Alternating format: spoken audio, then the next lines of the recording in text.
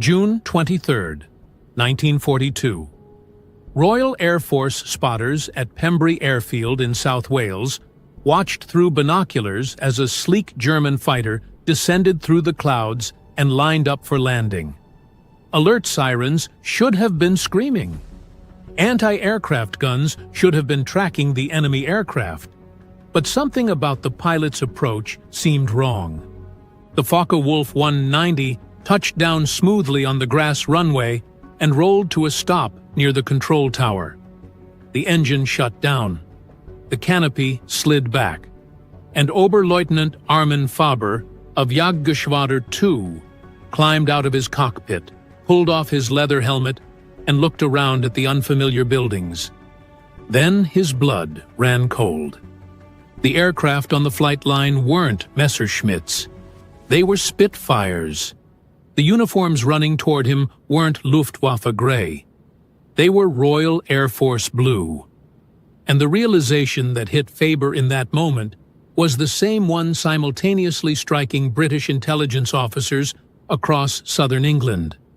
Germany's most lethal fighter, the aircraft that had been slaughtering Allied pilots for months, the mysterious new weapon that seemed invincible in combat, had just been delivered intact to Britain by a pilot who had gotten disoriented and thought he was landing in France.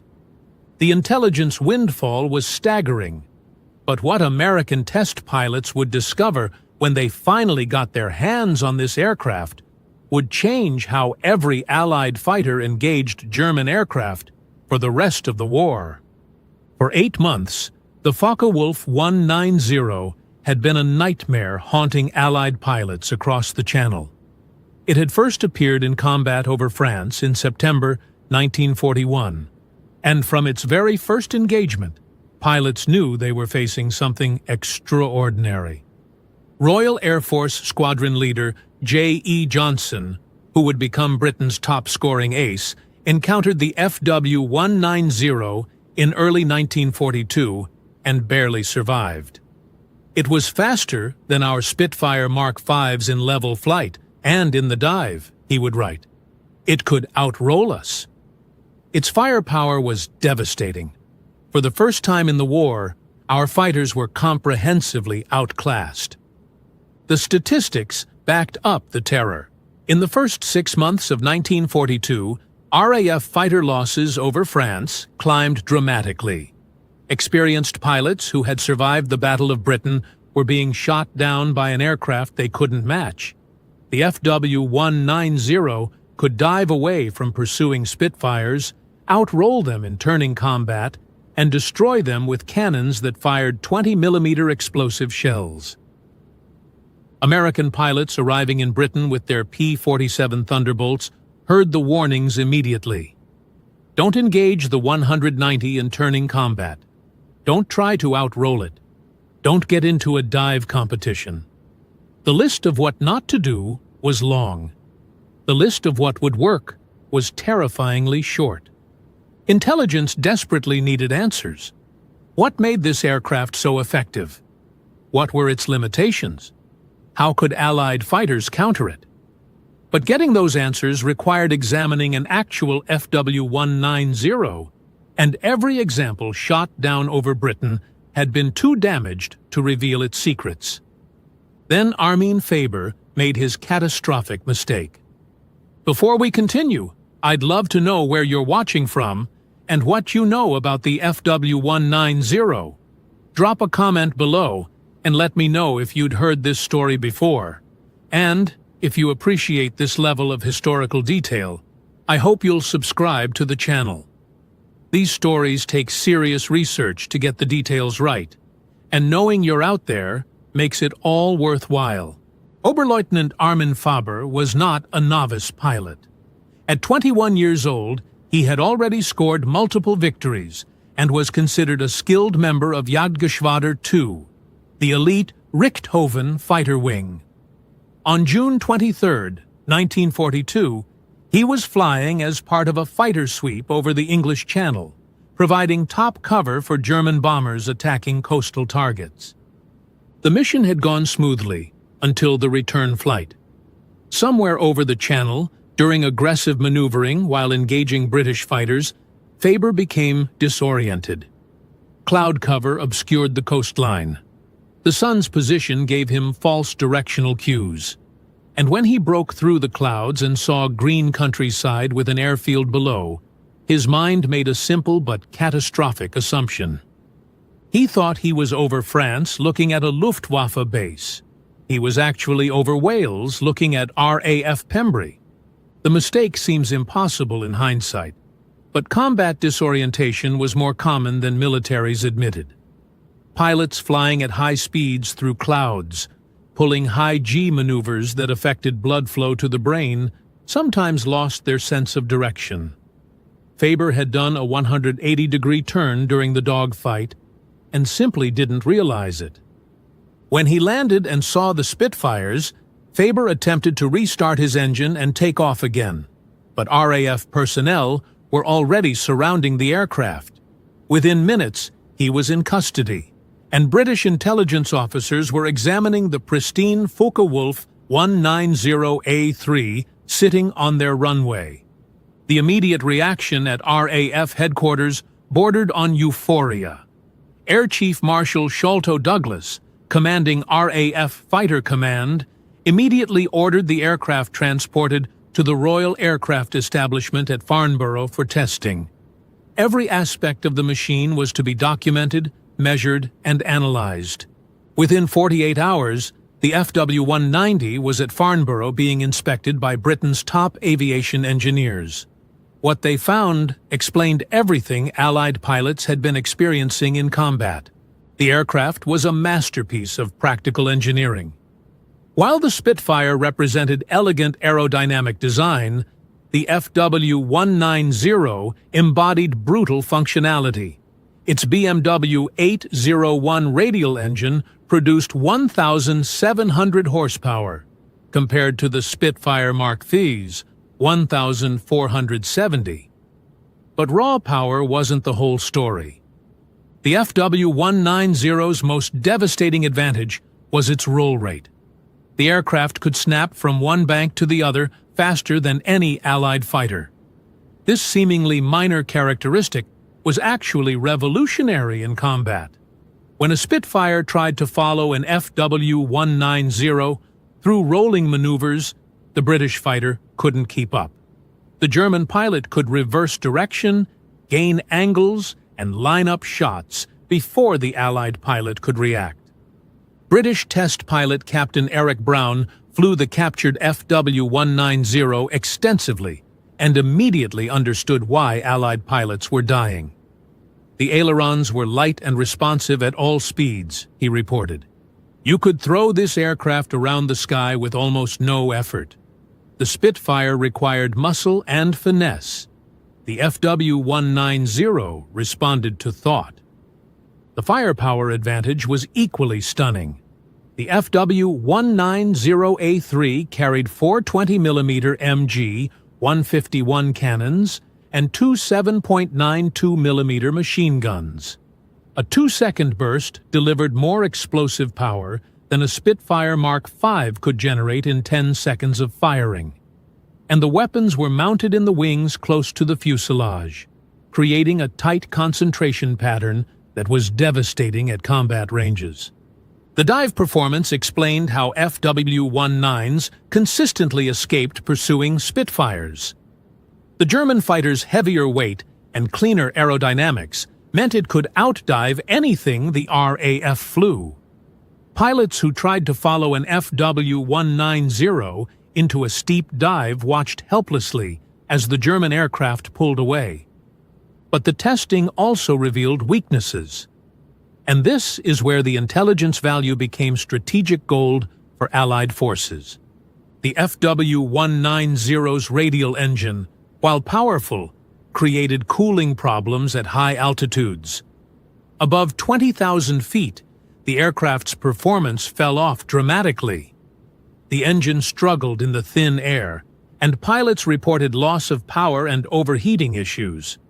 Meanwhile, the Spitfire's Merlin engine, designed for high-altitude operation, actually performed better as altitude increased.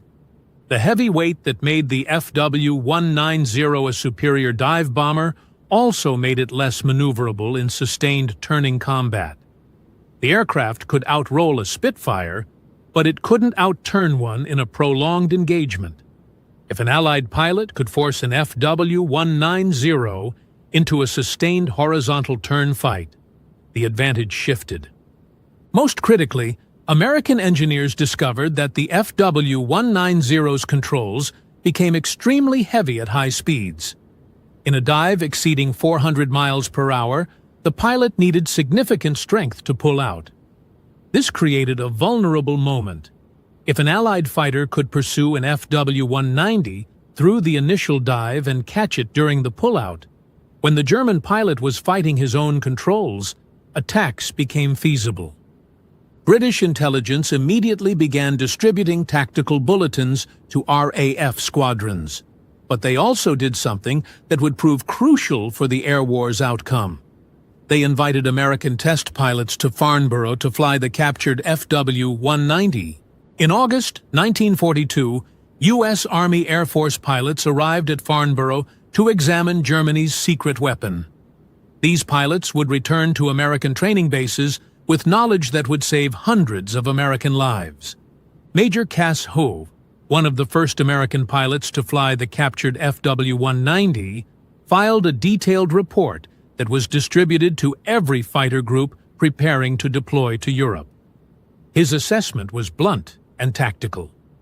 The FW-190 will beat any Allied fighter below 20,000 feet if the German pilot knows what he's doing, Hull wrote. Our advantage is altitude. Above 25,000 feet, our P-47s and later model Spitfires have the edge. Force them high, and we win. Let them dictate low-altitude combat, and we die. This single piece of intelligence fundamentally changed American fighter tactics in Europe. When P-47 Thunderbolt units began operations in 1943, their doctrine emphasized high-altitude combat. Bomber escorts flew at maximum altitude. Fighter sweeps operated above 25,000 feet, whenever possible. When German fighters attempted to engage, American pilots would climb, forcing the FW-190s to follow into the thin air where their engines struggled. The captured FW-190 also influenced American aircraft development. Engineers at Wright Field studied the roll rate advantage and began modifying P-47 and P-51 ailerons to improve responsiveness. The FW-190's gun placement informed American thinking about weapons concentration. Even the cockpit layout, which German designers had optimized for combat efficiency, influenced American fighter design. But perhaps the most important lesson came from understanding that the FW-190 wasn't invincible. It was an excellent aircraft with specific advantages and exploitable weaknesses. Allied pilots who had been psychologically intimidated by the 190's reputation now had concrete information about how to fight it and win. By late 1943, the tactical situation had shifted dramatically. American P-47s and P-51s were engaging FW-190 at high altitude where Allied fighters held the advantage. RAF Spitfire, Mark 9s with upgraded Merlin engines could match the FW-190's performance across most altitude ranges, and pilots on both sides understood they were flying different aircraft optimized for different conditions. The kill ratios began shifting in Allied favor. FW-190 losses climbed as American and British pilots exploited the intelligence gained from Faber's captured aircraft. German pilots noticed that Allied fighters were no longer making the tactical mistakes that had given the FW-190 its early dominance. Oberleutnant Joseph Pips Priller, a high-scoring FW-190 ace, commented in late 1943 that American pilots had clearly studied the aircraft. They know not to follow us into rolling scissors. They force us high where our engines labor. They've learned he wrote in his combat journal. The captured FW-190 remained at Farnborough throughout the war, serving as a reference aircraft for evaluating new German variants as they appeared. When the FW-190D9 Dora, with its inline engine, appeared in late 1944, Allied intelligence immediately compared it to Faber's captured aircraft, understanding how German designers had addressed the original's high-altitude limitations. After the war, aviation historians calculated the impact of Faber's mistake. The intelligence gained from examining the intact FW-190 was shared with thousands of Allied pilots through tactical bulletins, training films, and direct demonstration flights. The knowledge influenced aircraft development, tactical doctrine, and operational planning across multiple air forces.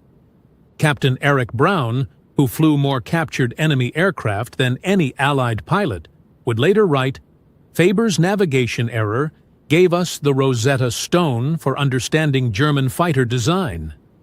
Every tactical advantage the FW-190 possessed was documented, and every weakness was exploited. That single aircraft probably saved more Allied lives than any intelligence coup of the war. The irony was not lost on German intelligence when they learned what had happened. One Luftwaffe officer commented, "We spent months trying to capture a Spitfire Mark 9 intact so we could study its improvements. The British didn't have to try. We delivered our best fighter directly to them."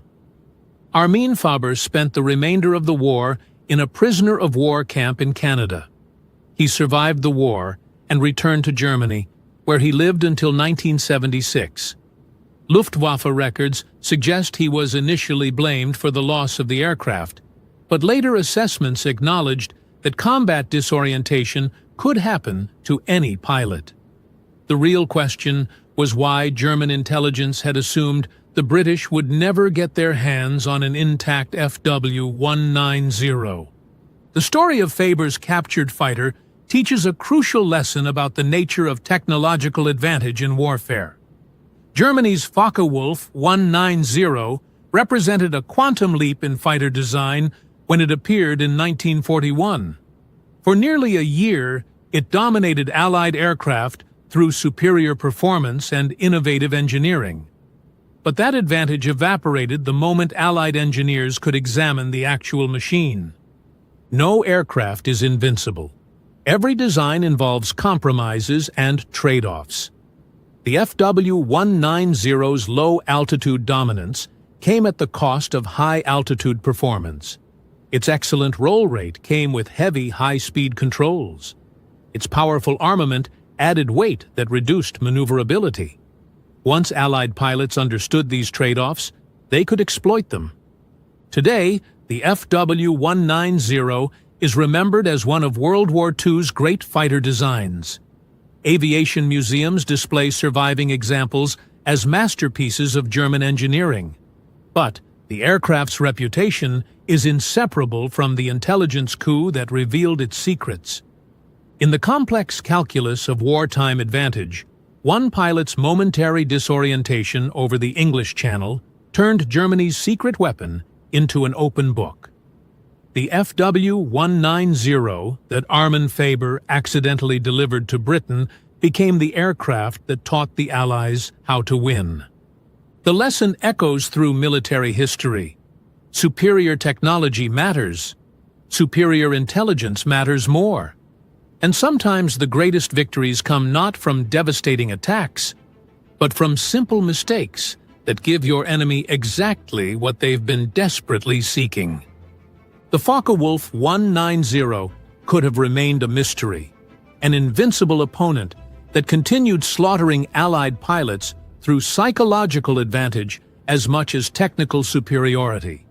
Instead, it became a teaching tool that every Allied pilot studied, learned from, and ultimately defeated. One navigation error, one landed aircraft, one intelligence windfall that changed the air war over Europe. That's how America got Germany's secret fighter, and that's how a single mistake shifted the balance of power in the skies.